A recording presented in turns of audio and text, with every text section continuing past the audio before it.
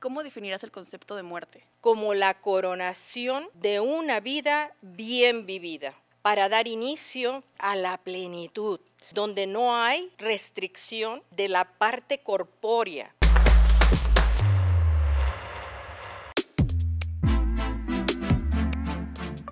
Bienvenidos a otro episodio de Copas Vacías. En este episodio vamos a hablar acerca de cómo sobrellevar los últimos momentos de vida de una persona y además cómo hacer que la familia también se sienta pues parte de esto y cómo apoyarla. Y para abordar este tema tenemos a la tanatóloga Mani Juanqui Vega. Bienvenida, Maggie, un placer tenerte aquí en Copas Vacías. Y para iniciar con este episodio me gustaría preguntarte acerca de, para ti como tanatóloga, ¿cómo definirás el concepto de muerte? Muy bien, pues antes que nada, muchísimas gracias por esta copita que nos vamos a tomar en este tiempo. ¿Sí? ¿Cómo defino yo la muerte? Bueno, realmente, o sea, si lo ves desde la parte médica, pues sería el cese de las funciones, ¿no? Orgánicas de la persona. Pero desde mi propio concepto, la muerte no existe. ¿Por qué? Porque va a depender también de la significación que le demos cada uno a lo que es el hecho de la muerte. Si yo tengo una persona que está en fase terminal, por ejemplo, ya sea en domicilio, ya sea en hospital o en algún otro lugar que me toque tener esa intervención, yo voy a llevarle vida y la voy a preparar para que se encuentre con la vida. La mayoría de las personas creen en la existencia de algo mejor después de esta vida terrenal, independientemente del credo religioso que tengan, ¿sí? Pero yo me he dado a la tarea de preguntarles, sobre todo precisamente como para ubicarme en el tipo de abordaje que tengo que tener con ellos, si creen en algo después de esto.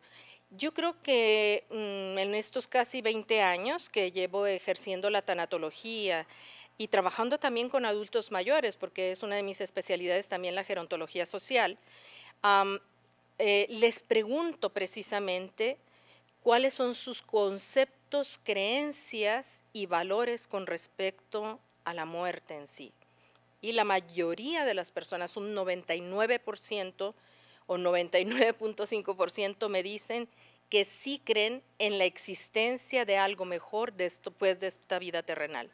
Entonces, de alguna manera, lo viven como con más esperanza y ellos mismos me están dando la respuesta de que solamente es la continuación de esta vida fisiológica, terrenal que estamos viviendo. Claro. Entonces, a mí me gusta nombrarlo, precisamente la muerte, como la coronación de una vida bien vivida, ¿sí?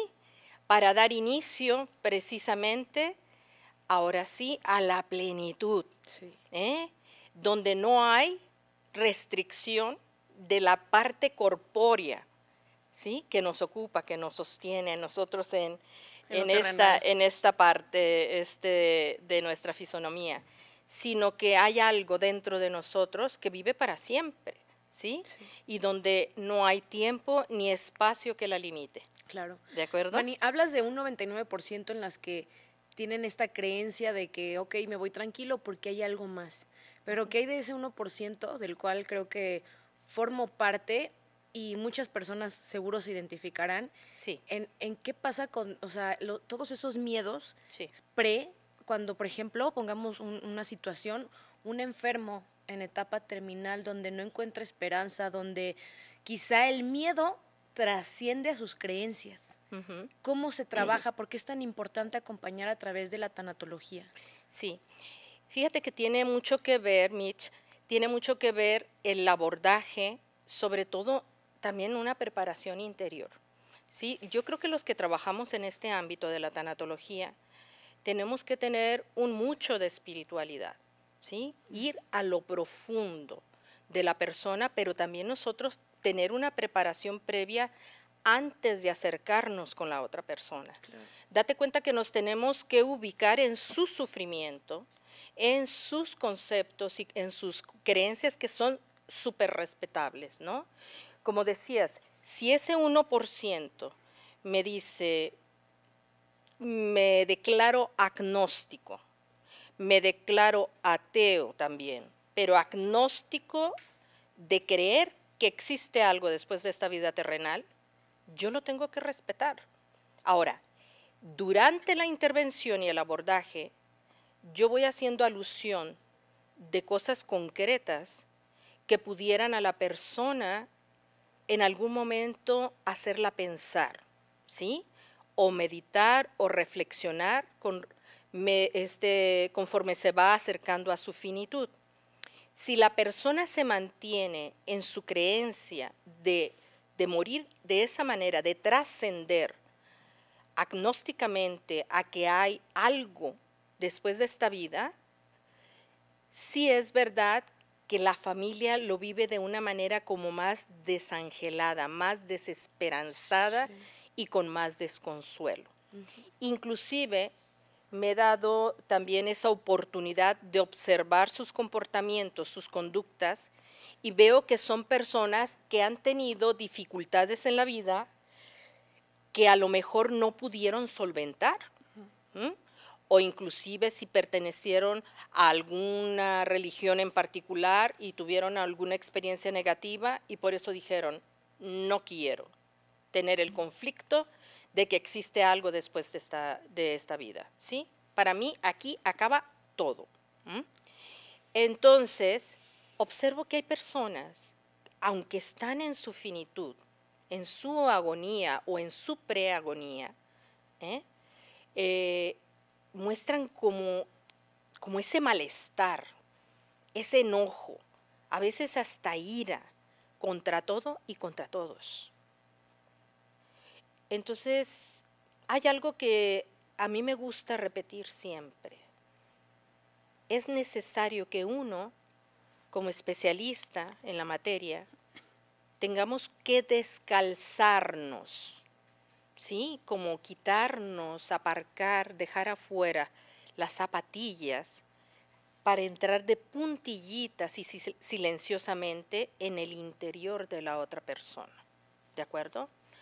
Ahora, cuando una persona se manifiesta o manifiesta esa parte de increencia en una vida después de esta, yo lo que trato es de darle acogida, que se sienta escuchado, que se sienta amado por los demás, crear convicciones y valores, no para crear una guerra psicológica con él que no se vale, porque está desvalido en su estado de salud y a veces inclusive en la parte cognitiva, pero llevarle valores que a lo mejor los tiene por allí escondidos o camuflados, porque se puso una coraza cuando tuvo algún sufrimiento previo a lo largo de su vida, ¿de acuerdo? Okay.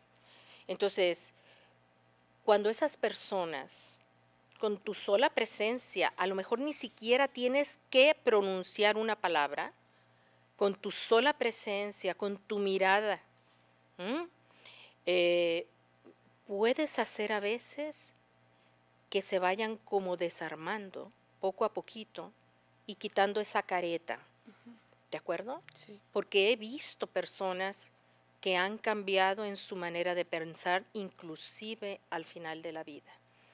Como que bajan la guardia después de estar luchando tanto y entonces dicen, se abren al perdón, al diálogo con la familia, a la aceptación, con paz. Esa es la diferencia. ¿Cómo vamos a partir de este mundo? ¿Cómo vamos a trascender? ¿Enojados con la vida o reconciliada con ella?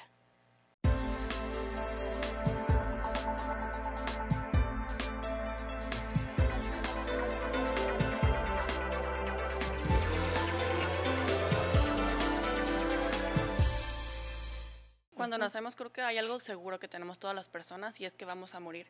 Pero cuando le dan un diagnóstico a un paciente y le dicen, ¿sabes qué? Estás en una etapa terminal, tienes alguna enfermedad terminal, ¿cómo preparas al paciente y al familiar para este difícil proceso? Ok, y qué bueno, Ale, que haces esa pregunta. Muchas veces pensamos que la tanatología solamente es para el final de la vida y no lo es así, ¿de acuerdo? O sea, si nos vamos a enfocar en la intervención tanatológica para pacientes que tienen una enfermedad terminal, te puedo decir que desde que se da el mismo diagnóstico, con características terminales o con un mal pronóstico, la persona, el paciente y la familia empiezan a vivir lo que se llama un duelo anticipatorio, ¿de acuerdo? Ok. De tal manera que la familia sufre lo que llamamos una desorganización, tanto emocional y a veces hasta cognitiva. Ciertamente la doctora Elizabeth Kubler-Ross, que es la precursora de la tanatología moderna, por allá en los 65, pero dio una aportación riquísima, sí, con esas fases del duelo que creo que ya casi todos conocemos, desde que se te da una mala noticia y puedes caer en ese estado de shock mental, Sí. lo que es la negación, la ira, la negociación, la depresión, la aceptación, ¿no? Esas son las 5. En esas 5 fases, por supuesto, hay otros especialistas en la materia que han hecho como divisiones, subdivisiones de ello, ¿no? Y ciertamente no van ni en orden consecutivo, y antes de la aceptación yo pondría una resignación, por ejemplo. Ok. Yo he observado a mis pacientes que dependiendo de los valores que tengan, pueden ellos, si no del todo llegar a la aceptación de lo que le están dando como mala noticia, sí llegar a una resignación sana o una resignación no sana. ¿Por qué? Porque las mismas expresiones del paciente te lo dicen y de la familia. Una resignación sana es cuando eres capaz, ¿sí?, de asumir una realidad, experimentando esa paz interior que nace de ti, no de afuera hacia adentro, sino que es de adentro hacia afuera. Y una resignación no sana es cuando vamos como pateando, se puede decir, el diagnóstico y la sintomatología y las molestias, ¿de acuerdo? Pero no termino de aceptar la realidad de lo que yo estoy escuchando y me está diciendo el médico, ¿de acuerdo? Sí.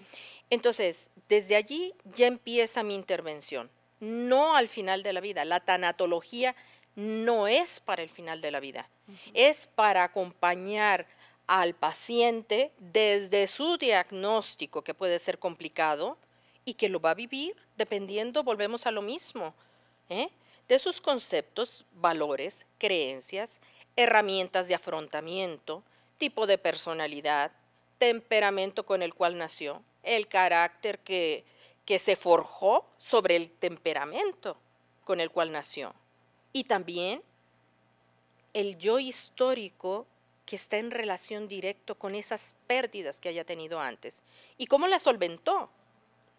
Porque hay personas que pueden ser mayores, pero a lo mejor nunca tuvieron una pérdida significativa en su vida. Y hay infantes Sí. que tú los entrevistas o tienes una sesión con ellos, una intervención con ellos, y a lo mejor tienen una lista grandísima de pérdidas que a lo mejor correspondería para una persona mayor. Claro. Y hablando de eso, Manny, me interesa mucho preguntarte porque creo que es una realidad muy, muy latente en el que creemos y es una, para mí, desde mi experiencia, creo que de los mayores errores que puedes llegar a cometer, el no querer explicarle la muerte a un niño, el querer hacer el que no pasó, el querer explicarle que mamá, papá, abuelo o ese ser querido que trascendió, que ya no está. ¿Cómo afecta? O sea, supongo que tiene negativamente efectos psicológicos en un niño, pero ¿cómo es que lo afecta? Ok, mira, he tenido la oportunidad, se puede decir en esta época post-pandemia, de atender a más niños que están quedando sin la figura paterna o materna, precisamente o porque han muerto por complicaciones del COVID o porque se ha venido toda una avalancha de casos de cáncer en jóvenes, 25, 30, 40 años. Muy jóvenes. Muy Sí. jóvenes, ¿de acuerdo? 45 años. Entonces, estamos situándonos pues que tienen hijos pequeños, de 5, 10, 9 añitos, 12 añitos, etcétera, ¿de acuerdo? Entonces, me hablan precisamente para tener una intervención con los niños. ¿Qué es lo más idóneo? Que generalmente en las escuelas donde están tienen paidopsicólogos, ¿de acuerdo? Especialistas, psicólogos especialistas en niños. Ok. De PAI-2, que quiere decir niño, o PAI-2 ¿de acuerdo? Entonces, a mí me gusta trabajar de manera conjunta con los especialistas que tengan en la escuela donde están. ¿Por qué? Porque ellos los ven durante todo el día, ¿de acuerdo? Casi, bueno, en la jornada de estudios, por supuesto, ¿no? Pero también de manera conjunta con los padres. Sí. Entonces, ciertamente se tienen herramientas desde test proyectivos para ver cómo están percibiendo ellos el momento en que está enfermo su padre, su madre, algún hermanito, el abuelo, ¿sí? Entonces, algo muy importante es tratar el tema de la muerte de una manera natural. Es que hemos pasado de tener la muerte hace unas generaciones atrás como algo muy natural en casa. Si ustedes les preguntan a sus abuelas, bueno, ustedes son muy jovencitas, pero si yo le preguntara a mi abuela, a mis bisabuelas, mis bisabuelos, por supuesto que las velaciones eran en casa. Sin embargo, pasamos de ese concepto de vivir la muerte como algo muy nuestro y de manera natural que está dentro de la familia, a hacerlo un tema tabú. Entonces ya no queremos nada que se relacione con el tema de la muerte y lo vamos a vivir fuera de casa. Okay. ¿De acuerdo? Entonces vamos a tratar de que el fallecimiento sea en el hospital, pero no en casa. Sí, porque después te pueden, bueno, quizá es como la teoría de que Se- después no me voy a quitar de la cabeza la imagen, ¿no? Exactamente. Y luego estamos cayendo en una época, ¿sí? Yo creo que de pasar a ser un tema tabú la muerte, incluso aquí en México, aunque tengamos nuestras tradiciones así de los altares, que es un pachangón el 2, el Hacemos 2 fiesta con de la muerte, noviembre, sí. el pan de muertos, las calaveritas y todo, ¿no? Pero es una manera de la psicología del mexicano en que muestra lo que más teme. Se burla de la muerte porque en el fondo teme a la muerte. Comentaba con una compañera de ustedes que hace mucho estudié también administración y mercadotecnia. Y recuerdo en la clase de psicología había un libro precisamente que se llamaba El mexicano, psicología de sus motivaciones. Y hablaba de esto precisamente, de cómo el mexicano se burla de la muerte de esta manera. ¿Para qué? Para encubrir precisamente aquello que teme.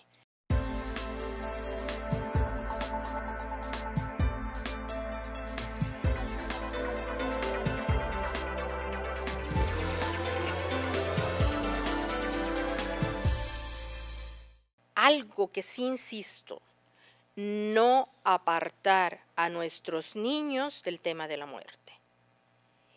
Hablar de ello, explicarles por los procesos en que puede pasar el abuelito, la abuelita, los padres, los cambios también de fisonomía. Sí, claro, eso es impactante, ¿no? ¿Sí? ¿Para qué? Para que cuando vayan al hospital, por ejemplo, si estuviese en hospital o esté en casa, no se asusten. Al contrario, integrarlos en todos y participen, que participen. Sí. Si está en casita papá o mamá, ayuda a llevarle un vasito de agua, por favor, aunque haya una enfermera de planta, un enfermero de planta, a ver qué se ofrece. Si está tomando papillitas papá al final de la vida, pues ayuda a preparar la papillita si puedes hacerlo. Entonces, allí a los niños ya los hacemos tomar conciencia de ese mismo proceso. ¿De acuerdo? Y lo mismo, cuando vaya a trascender esa persona, preguntarles a los niños, no obligarlos, porque hay niños que no se sienten capaces de afrontar esto, entonces puede ser algo traumático, pero sí preguntarles qué les gustaría. ¿De acuerdo? Yo creo que el diálogo con los niños es muy importante. Esto se los dirijo, por supuesto, a los padres de familia, ¿sí? Que son los encargados de la educación de ellos. Las maestras, por supuesto, los maestros en los colegios estarán dando seguimiento por si surgen en el duelo postraumático una vez que fallece uno de sus padres o uno de sus seres queridos, sus abuelitos o algún hermanito o hermanita cercana o algún familiar cercano, perdón, pues entonces dar seguimiento en la parte conductual, comportamental. Está aislándose el niño, está disipado, está dejando de poner atención, está bajando el rendimiento, inclusive, hay niños que tienen como una regresión a la infancia más primitiva, así lo nombro yo, ¿no? Cuando estábamos en los brazos de papá y mamá, y aunque tengan 8 añitos, 10 añitos, empiezan a dejar de controlar esfínteres. Entonces, por supuesto que se prenden las alarmas, pero ¿por qué? ¿Por qué te estás haciendo pipí o popó? Sí, si eso tú ya ya lo habías solito ibas al controlado. baño, Sí. ya lo tenías resuelto. ¿Y en un adulto también puede pasar? Es más difícil que sea en un adulto porque ya tenemos más conocimiento Control. de causa, más control. Lo que sí es que el nerviosismo, ¿sí? La ansiedad propia y la depresión propia del proceso de duelo natural, tanto anticipatorio como postraumático, ¿sí? Cada uno lo canaliza de manera diferente. Por ejemplo, en un adulto está la micción frecuente, ¿de acuerdo? O sea, cada rato van al baño a hacer pipí, a orinar, cada rato, pero del mismo nerviosismo, ¿ok? Cosa que a lo mejor sucede en los niños, pero ellos no tienen ese autodominio como lo tenemos los adultos. Claro. ¿De acuerdo? Entonces, tienen esos miedos potenciales también. Sí. ¿De acuerdo? ¿Y qué importancia tiene esta comunicación? Creo que es fundamental entre el paciente, el familiar y el médico, y también esta parte que es tu especialidad, la tanatología, porque creo que no es tan común. Últimamente apenas como que se está incorporando esta parte de la tanatología y antes creo que no lo era. Pero ¿cómo influyen esos 4 factores y más en tu caso tu especialidad para aceptar todo este proceso? Sí. Mira, has dado en el clavo, Ale. Te voy a decir por qué. Porque la familia es el puente principal entre el paciente y el equipo sanitario, el equipo de salud, ¿no? De profesionistas de salud. Yo estoy insertada en un equipo de trabajo, ¿de acuerdo? Aunque soy autónoma, pero yo de alguna manera colaboro de manera interdisciplinaria.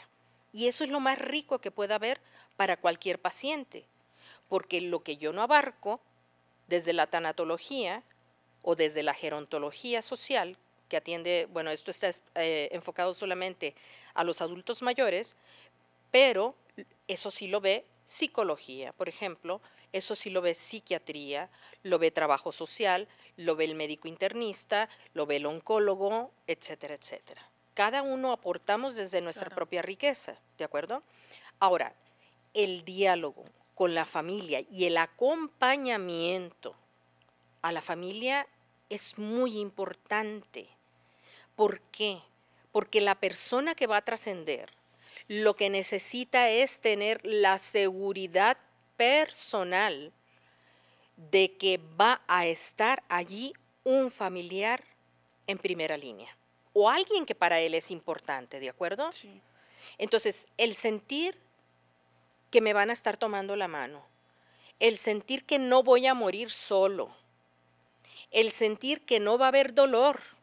¿Por qué? Porque va a estar controlado. Y para eso tenemos los cuidados paliativos, que me imagino que será otro tema. Pero allí es donde entramos nosotros como equipo interdisciplinar, ¿sí?, del área de salud, para ofrecerle todos los satisfactores al paciente, ¿sí?, o a la persona que va a trascender, y que tenga la máxima confortabilidad, que esté en confort, no haya dolor, esté controlada la parte del dolor físico, que tenga la asistencia espiritual según su credo religioso, que tenga el apoyo psicológico, tanatológico, muy importante. Les voy a decir por qué es tan importante la tanatología. Porque nosotros cuando estamos viviendo un duelo actual, así como una herida abierta, si no tenemos integrados o resueltos otras pérdidas, lo que va a pasar es que de manera inconsciente se van a abrir. Claro. Y se van a empalmar. El término es imbricar, así como las tejas del techo o las escamas de un pez, se imbrican los duelos, ¿ok? De tal manera que hay una parte que queda en el consciente, yo la puedo percibir, pero hay mucha información que queda en el inconsciente. Entonces, es de vital importancia que todos trabajemos en conjunto, sobre todo sabiendo identificar y escuchar las necesidades de la persona que va a trascender. Y que tenga, sobre todo también, la persona que va a trascender, lo que llamamos el documento de directrices anticipadas o el testamento vital, para que nosotros acompañemos al paciente, no seamos los que llevemos la batuta en la orquesta de su vida. Así es. ¿De acuerdo? Manny, por último me gustaría preguntarte, en todo lo que hemos adquirido de información a través de este podcast de hoy, entonces es importante informarnos y prepararnos para la muerte y no esperar precisamente a padecer alguna enfermedad o estar cercano a una situación. Exactamente. Para ti entonces, como tanatóloga, ¿qué consejo nos darías a las personas para prepararnos y familiarizarnos con algo tan natural que es la muerte? Sí, mira, yo creo que es importante a veces tomar cursos de formación, hay diplomados, hay muchos documentales, hay vídeos que están en las redes, ¿sí? Informativos sobre esto. Inclusive, bueno, pues también damos formación tanto a médicos, enfermeras, a personas, ¿sí? ¿Por qué? Porque no es raro, no es extraño que el día de mañana o nosotros mismos nos vayamos a topar con este tema de la muerte, ¿no? Claro. Entre mejor formados estemos, mejor entrega hacia los demás. Ok, pues sin duda nos vamos todavía con más información y sobre todo más tranquilas sobre esto de la muerte, ¿no? Te agradecemos mucho, esperamos poder tener una segunda intervención y platicar sobre más temas que creo que quedaron inconclusos en muchísimos aspectos, pero muchas gracias, Manny. Pues gracias a ustedes pues por haberme invitado, Mitch y Ale. Fue un placer de verdad estar compartiendo con ustedes pues una copita para que no esté ni tan llena ni tan vacía. Hablemos de la muerte. Pues esto gracias. es Copas Vacías. Copas Vacías. Bye.